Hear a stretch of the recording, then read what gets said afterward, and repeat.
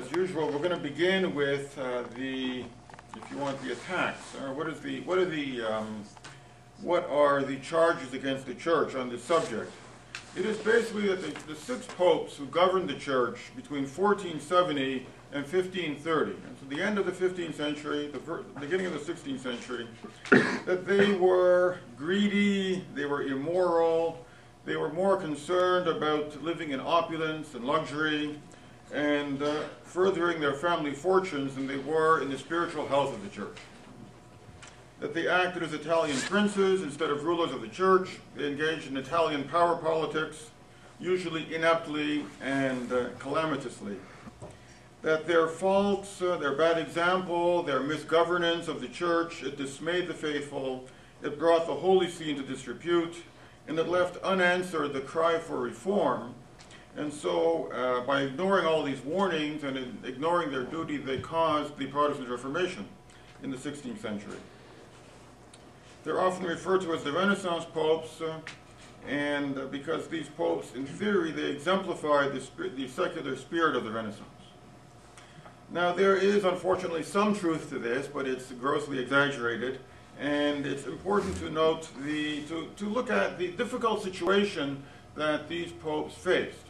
If we understand a little bit what the situation of the church was, what Europe was at that time, it was a very different situation than the one we see today.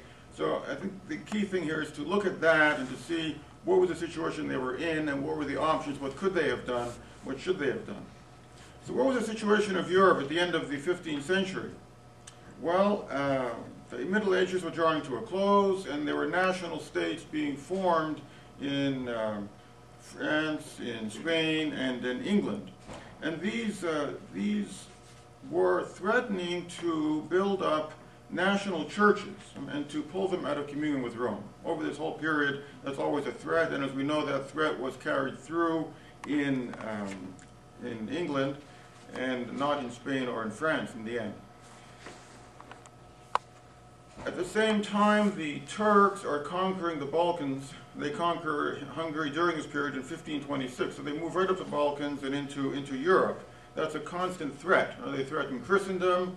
In 1480, they seized a city of Otranto in southern Italy. They massacred half the population and they made slaves of the rest. So Christendom, the Christian Republic, or Europe is under threat from the Turks. The Renaissance is in full swing. And the Renaissance, it had a spirit of secularization. It was somewhat hostile to the outlook of faith of the Middle Ages. It was the beginning of what was going to culminate in the Enlightenment 200 years later. The Reformation breaks out in Germany in 1517, right in this period.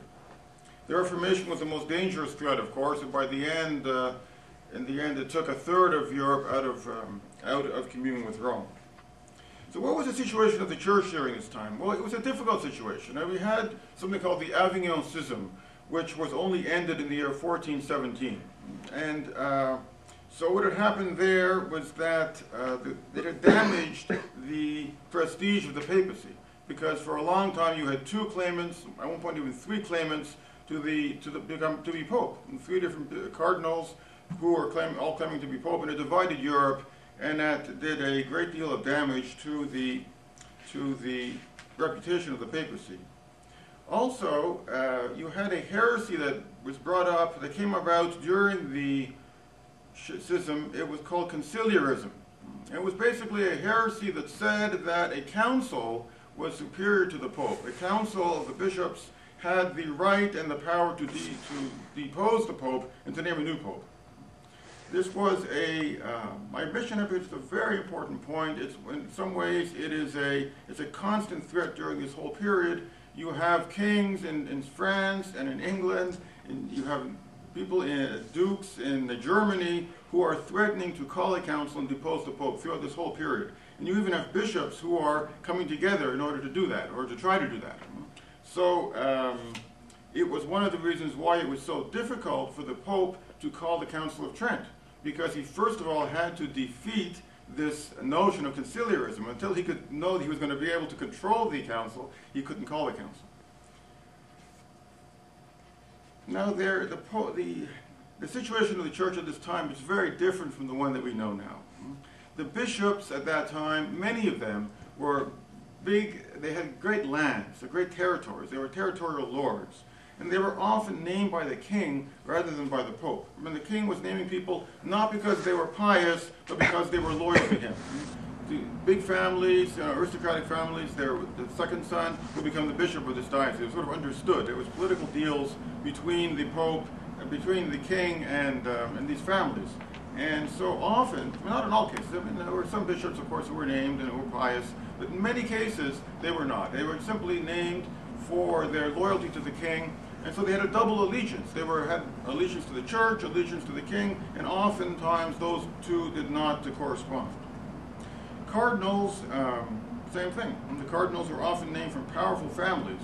And in fact, there were very often a cardinal from England or a cardinal from France, his job was to go to Rome and to represent the interests of his king in Rome. If you think of Cardinal Wolsey, named by Henry VIII, or Cardinal Mazarin or Richelieu, these were people who were loyal first to their king in many ways, and only secondly to the Pope. A series of problems here. Pluralism.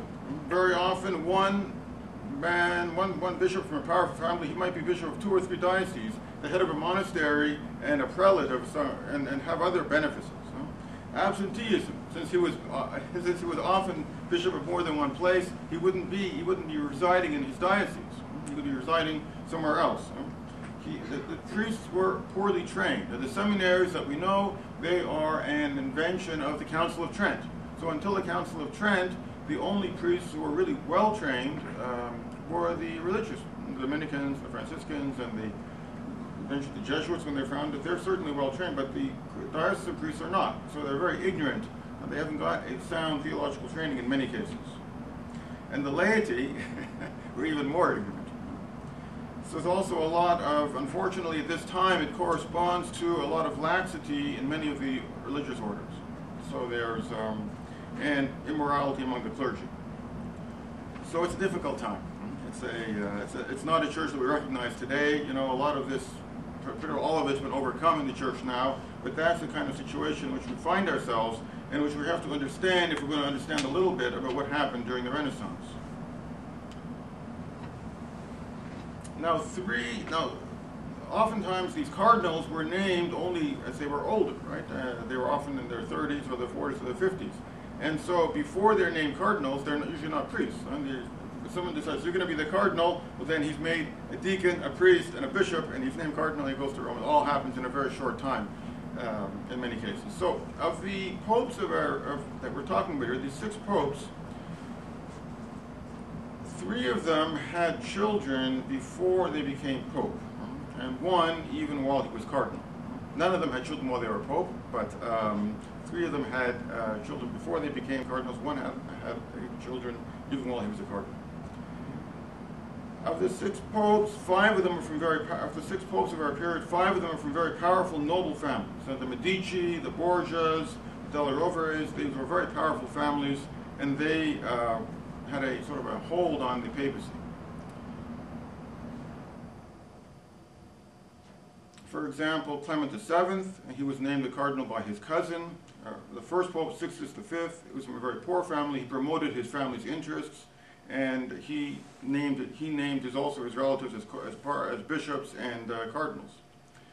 This was also an age of violence. People fought to get to the top, and those who often didn't make it to the top often lost their lives in the process. So it's not surprising then that these popes were not a terribly saintly bunch, and they weren't. And there's no doubt about that. They weren't a saintly bunch. But as I'm going to show here, their defects have been exaggerated, and they did have a lot of qualities, and it's not always clear exactly what they could have done. So the Renaissance, it starts really towards the end of the 14th century, beginning of the 15th century. Italy took the lead. It was limited to the upper classes of Europe, so we're not 95% of Europe, which was rural and ignorant and peasants. They were not involved in the Renaissance.